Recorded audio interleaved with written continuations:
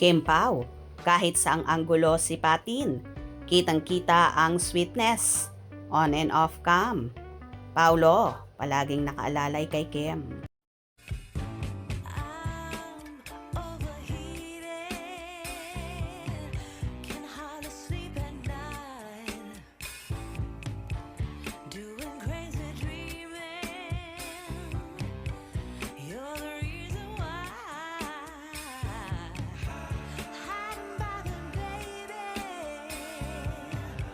Sa naganap na 38 PMPC Star Award for Television na naganap kamakailan sa Dolphy Theater sa ABS-CBN. Nakatanggap at nakasungkit nga ang multimedia idol na si Kim Chiu ng Best Drama Actress for Television para sa series nilang Linlang.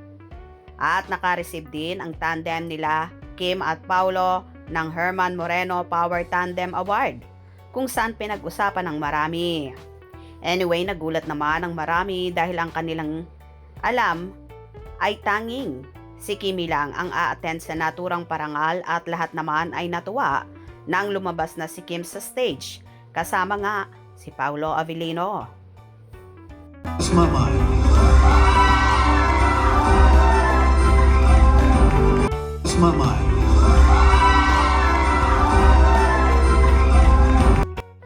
Wala rin kasi sa audience seat si Paulo dahil ang mga tatanggap ng parangal ay dapat nasa audience seat lamang at ang tanging nasa backstage ay ang mga host, performers at presenter ng nasabing award.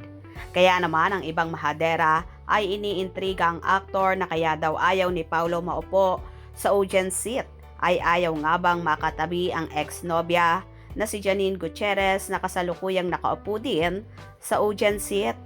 Sumama nga ba si Paulo sa backstage kay Kim para makaiwas kay Janine?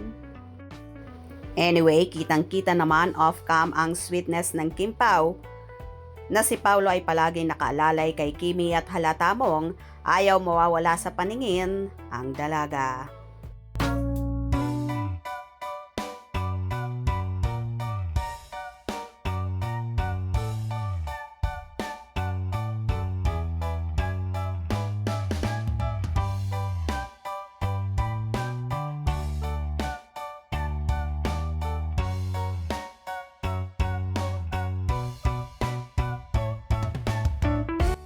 O diba, sa kilos at galawan ng Kim Pao, halata mo talagang magkasintahan na sila.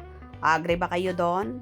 Salamat sa PMPC Star Awards sa pagkilala sa kakayahan ng bawat artista at mga taong nagko-contribution sa Showbizlandia.